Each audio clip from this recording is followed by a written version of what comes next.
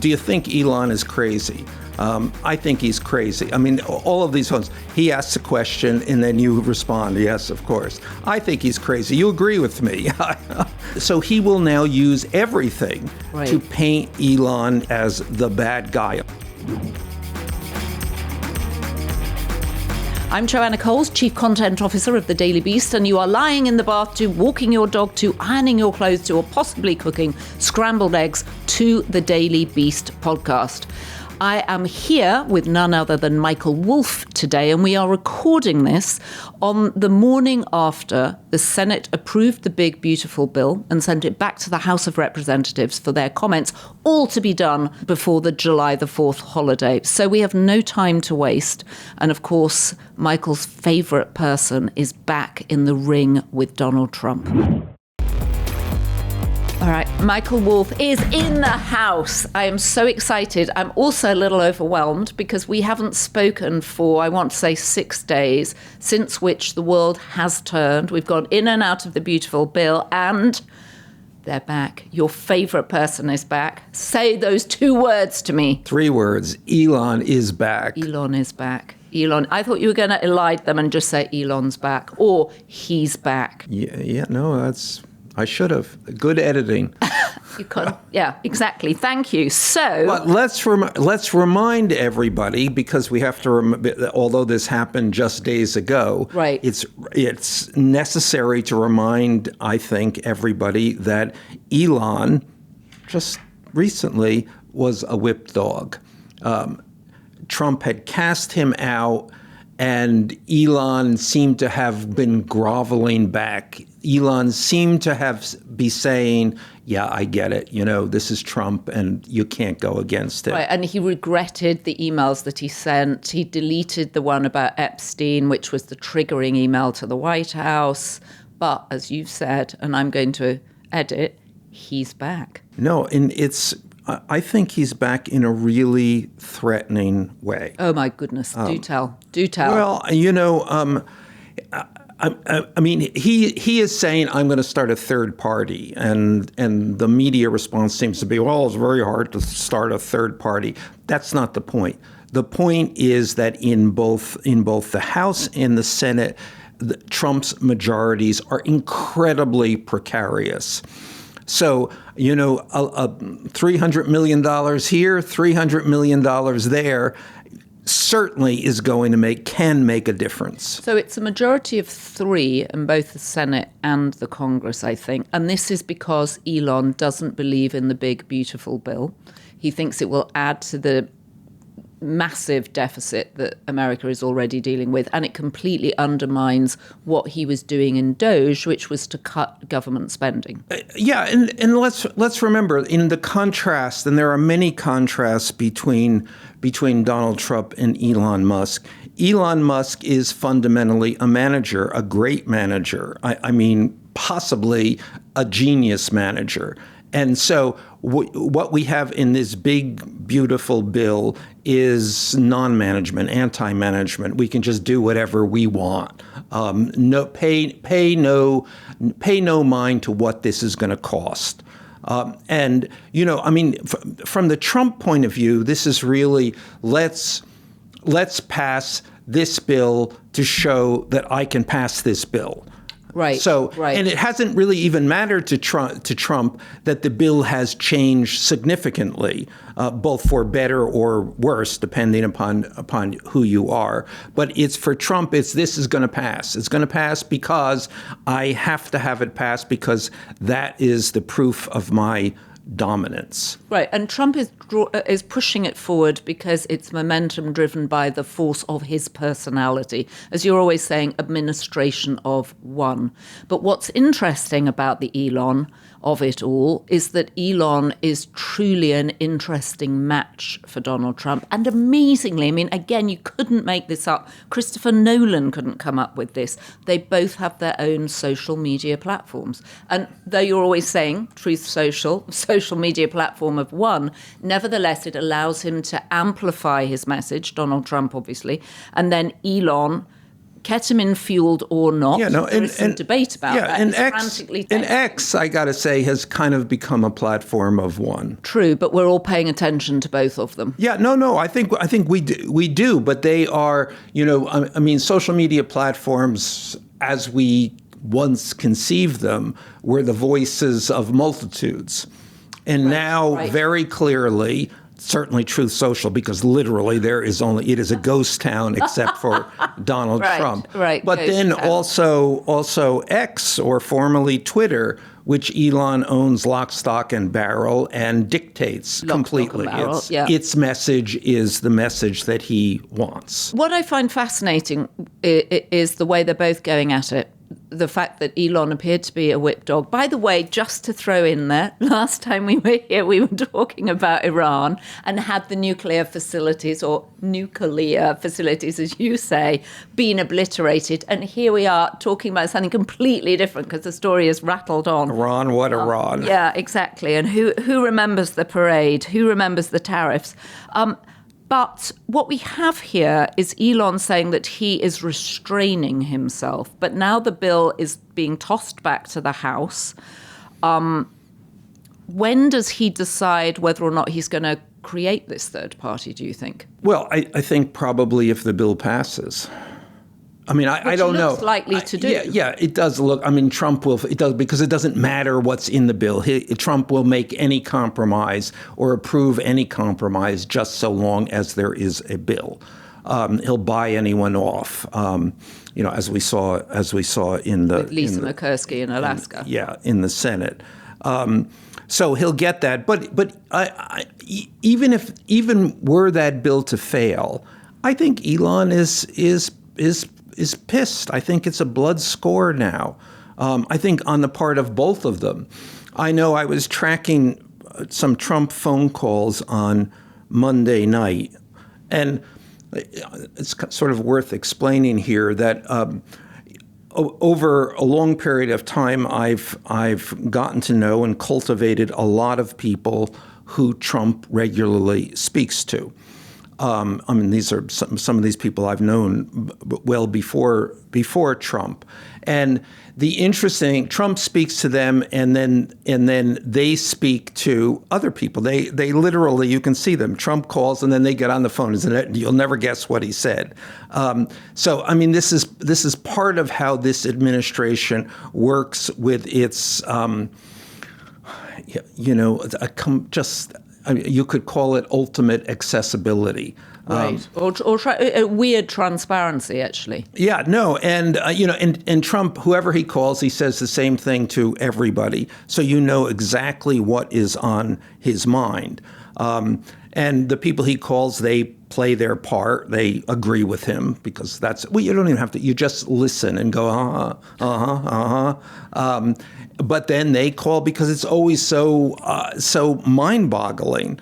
But at any rate... And it must still be something to get a call from the President of the United States when it's Donald Trump, because it's still a weird disconnect that this man is in the White House as powerful as he is. Well, I have gotten the Donald Trump calls, and it is incredibly weird because this is the President of the United States who you cannot get off the phone. Right. So it's kind of like you feel I'm holding up the whole world. Because I just can't get rid of him. Or you might be saving the whole world because he could be having a much more powerful conversation with someone else that triggers something. And there have been several occasions where it's Donald Trump on the phone and he's in my house on the speakerphone. And your children are running around in the background. Well, no, they come to attention. Everybody is like, It's like, or the car phone. You hear the voice. I mean, the voice really stops everybody dead in their tracks because it could be only one person. Right. Okay. So talk me through. But let me do the phone calls. Okay. So what he's saying. This is on Monday. We're recording this on Wednesday morning. Right. And he's like calling people and say, "Do you think Elon is crazy?" I think he's crazy. I mean, all of these phones, he asks a question and then you respond, yes, of course. I think he's crazy. You agree with me. And then, so he asks the question, he answers the question, and then infers that you have agreed with him on this question, or even that it's your thesis. So you think he's crazy. But his point underlying all this is that for this week in particular, he does think Elon is crazy. Yeah, no, and he actually went in one of these phone calls, or many of them. He was on about you know how many drugs he takes. You know he takes drugs all the time. You know that, don't you? The New York Times wrote about it. They said he takes drugs, and then he went on to say actually.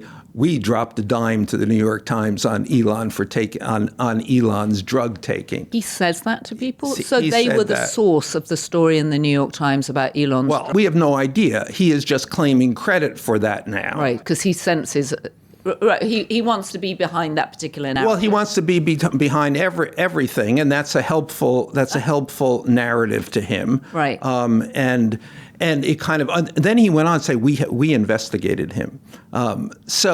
So this is that. So he will now use everything to paint Elon as the bad guy. I mean, he's deporting Elon. Well, he's saying he might deport Elon, right? But Elon is also addressing it. I mean, Elon sounded pretty defensive on X when he said, "I'm not taking ketamine. I once took it. I'm not taking drugs." Well, I think that New York Times story, for instance, was pretty devastating. I mean, it basically said that he was high all the time and effectively dysfunctional because of it. I mean, right, and disassociating. Yeah, I mean, this is the most successful businessman of the era is dysfunctional. That's a dysfunction maybe we should all embrace. But yeah, true. Well, I'm sure we could get you some ketamine for the next podcast if you would like it. In fact, I think we should try and do a podcast on ketamine. But for now, Trump has responded to Elon's threat that he's going to start a third party by saying that they might set Doge upon him, they might cut his grants, and that they may deport him because he's an immigrant. Again, another example of Trump willing to say anything at any time. Right. So none of this makes any sense. If the government can do things to frustrate Elon can do things business-wise to frustrate the government. I mean, basically, NASA is now run by Elon Musk. Right. So this is just social media talk, I suppose. But it's just the crazy of it, and the fact it's the richest man in the world, once again, up against the most powerful man in the world. They both have their own social media platforms, and we're just the audience. This has always been an extraordinary match from the get-go because it is so asymmetrical. I mean, these guys, other than one is the most of this and one is the most of that, they have nothing in common. I mean, even from a policy point of view, they have nothing in common. I mean, Elon has been this really staunch environmentalist. I mean, what has he set out to do fundamentally is to revolutionize the entire energy industry. And Trump obviously has no interest in that. And Trump has, and he has always said it, and just said this the other day. He always knew I was against EVs. Right, right. Despite the fact he had them on the lawn, got into a red one and said, "Wow, computer." Yeah. It's still my favorite quote of everything he said, that he got into a Tesla and went, "Wow." None of this, from any policy point of view, made sense. So how did they get together? Why did they get together? My theory would be that Elon, and for all the ways you can criticize Elon, the one thing that you cannot do is say the guy is not smart. Right, right. And so he had spent some time before with Trump, and this was in 2000, and he had spent time during the 2016 campaign, and then during the first administration. And I'm sure he decided this guy is feeble-minded. Of course he's going to take any help he can get from anybody with half a brain. Enter Elon, and also he's going to be impressed by Elon because Elon is so rich. So Right. I think that Elon went in with that level of certainty. Obviously, he could have an impact on Donald Trump, and many people have felt that before, and it never turns out that way. You cannot have an impact on someone who has an absolute inability, among other things, to listen to anyone. So you have always predicted that between Elon and Donald Trump would always win.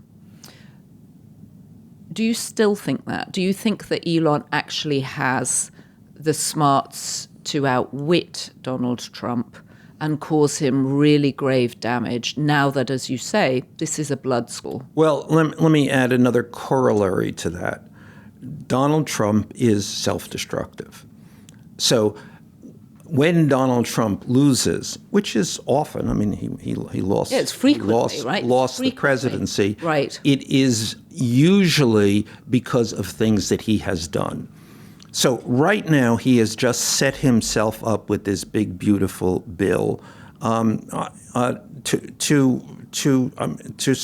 lose everything. I mean, he has, by forcing Tom Tillis, the senator from North Carolina, to decide he's going to leave politics, and he's partly doing that because Trump has gone after him. Here's a guy who said, I'm going to vote against this bill. These are my reasons. So Trump steps out again, social media, to demonize the guy, to vilify the guy, to say, I am going to primary you, I'm going to destroy you. Again, this Trump language, it's always it's vindictive. It's either you are the best, right, or you are the worst, or the worst, and I'm going to destroy you. Right now, Elon, he's destroying Elon. After so many months of Elon was the smartest man in the world. So he went after Tillis, and Tillis said, life is too short, basically. I'm getting out of this, thereby creating an open seat in North Carolina, which is a very purple state, and it is very possible that the Democrats will take that seat. And there are several other precarious races where the Democrats could easily prevail. Now, the likelihood is that the Democrats will prevail in the House. That's very close. That's in the midterms next year. Yeah, and the opposition party, almost invariably gains seats. So the expectation has been that he will lose the House, and that will create all kinds of problems for him: investigations, impeachment. But if he loses the Senate, that is his, in the first administration, the Senate saved him on 2 occasions from conviction. So he was impeached, the Senate convicts. If there's a Democratic majority in the Senate, he's cooked. And also, all it takes is 2 brave or independent Republican senators in the Senate to vote with the Democrats. I mean, it was J.D. Vance's tiebreaker that got them over the edge for the big, beautiful bill to send it back to the House, right? Exactly. So it's super close, and Donald Trump somehow can't rail himself in to... He just always goes over the top, doesn't he? Just can't stop himself. So it's highly likely that he might self-implode. Yeah, and I think it's always important to understand what's going on here. Why would he do this? I mean, you just look at this. Why would he do this? He could have made nice to Tom Tillis, and the bill still would have passed. Right. Right. So why does he do this? He does this because he's a showman. It's always, how do you got to make the shtick bigger and bigger. That's what a showman does. He can't restrain himself. He doesn't want to restrain himself. I mean, this is what he does. This may be why he's going down, But this is also why he succeeds. Character is destiny. During the campaign in those final months, everybody around Trump was saying, focus on the economy, focus on the economy, focus on immigration. Stop going after Kamala and saying, all this, fundamentally racist stuff.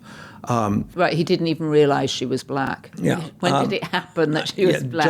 Everybody, they were begging him. Donors were calling and begging him. And he said, forget it. You don't know what you're talking about. All people, the reason people like me, the reason they pay attention is that I attack. Goodness me. Okay, so we also had this news this week that Donald Trump and Paramount are near to settling. Which is, nearly unbelievable. There are various unbelievable levels here. First thing, that the President of the United States sues the media for libel. And over a very specific thing, which he argued that they had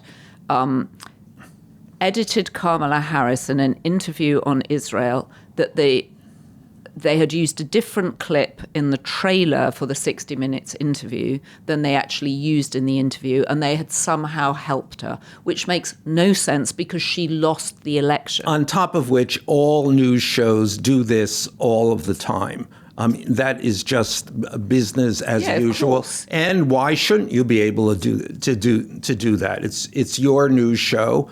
There are other news shows. There's Fox. This is the nature of, dare I say, a free press. Right. And everyone has always.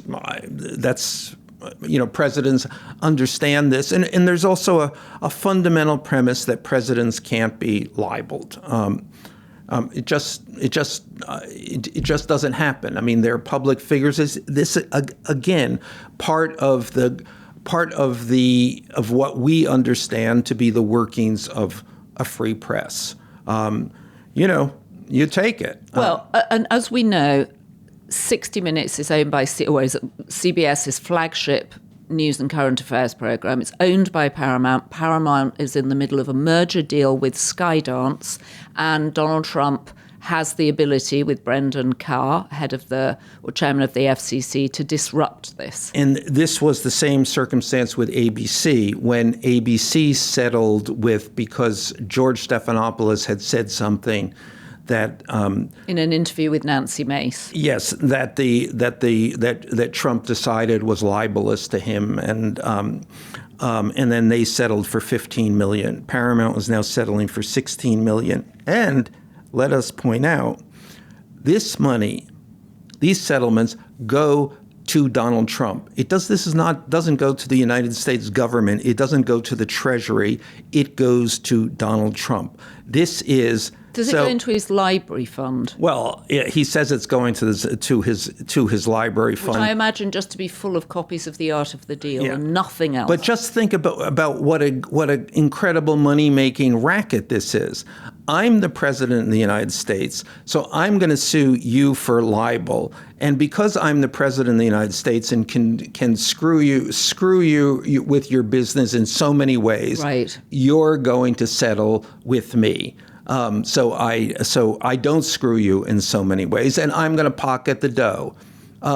It's fantastic. Well, it also acts as a very effective brake on news media too, because for the parent company, these companies become much less attractive to run. They get terrible press when they end up settling. It's not been good for Disney, the $50 million settlement over the George Stephanopoulos libel.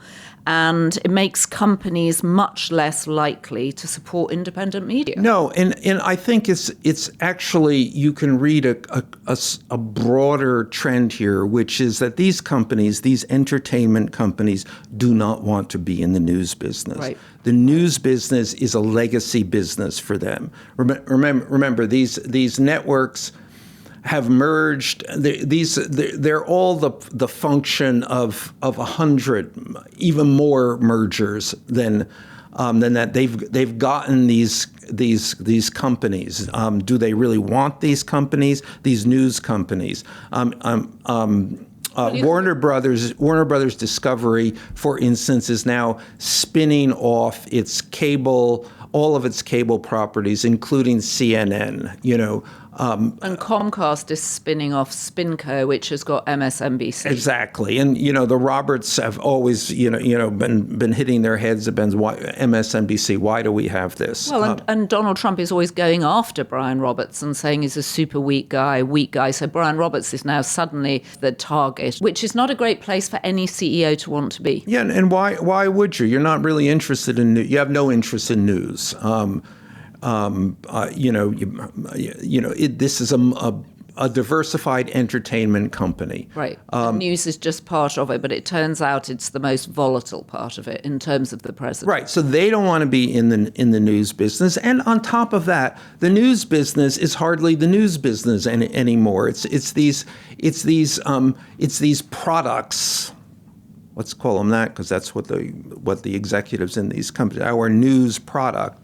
Nobody watches them anymore. Right. So the business of news is challenged anyway. It is safe to say there will be more people who see us with our ability basically to say anything and not to have to be afraid of corporate overlords or Donald Trump. More people watch us than MSNBC, certainly more than CNN. That's a huge responsibility, Michael. Well, yes, but at the same time, remember that there's so many other people like us who they are watching. That's true. That's true. The Daily Beast is an independent media company, so we have the great freedom to be able to say, well, to call it as we see it. Balls and strikes, I think, is the term. I don't know what sport that refers to. Is it baseball? You're not a sporting guy either. I can field almost anything, except I always say sporting analogies. Sports. Okay, so the other thing that's coming for news is RFK Jr.'s attempt to stifle pharmaceutical companies from advertising. They do a ton of advertising on news channels. When you switch on CNN, the ads I always get, I don't know if they're targeted, but they're on television, for bladder leakage or Humira. I've seen so many ads for Humira, and I still can't tell you what it does. Well, that's also another issue on news that is only watched by old people whose bladders are leaking. It's definitely not good. All right, so we come back to Elon and Trump. If you were a betting man, by the time we do our next podcast, where do you think this all lands? Have we moved on? Has he targeted someone else? Trump will move the spotlight, but I think that the risk Trump has taken here, and again, this is back to the big beautiful bill. That has been the thing that has finally pressed the Elon button. And if Elon keeps going, as I say, this is a real danger to Trump, a real threat. This is, it's just a couple of members in both the House and the Senate which could seal Donald Trump's fate. Donald Trump, the existential question has always been, when will Donald Trump go to jail?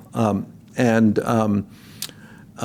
he has managed somehow, and we've now forgotten about that. But just months ago, it was, was he going to be sentenced to prison? Well, it was your book, All or Nothing. It's either he gets the White House or he goes to jail. There's no middle ground. Yeah. So again, we'll be back to that. The second half of the Trump's second term may well be back into that existential stew. And there will be a lot of Republicans who, whether or not they do it publicly or they do it quietly, will also be rooting for his demise. In fact, perhaps even more the Republicans. Well, they root for his demise, but then they don't vote for it because they remain terrified of him. Terrified. Yes. Oh, goodness. Watch this space. My prediction is that we're recording this after the Diddy verdicts. My prediction is Trump will pardon Diddy, say he's a great guy, he's a good guy. Okay, we'll hold you to that.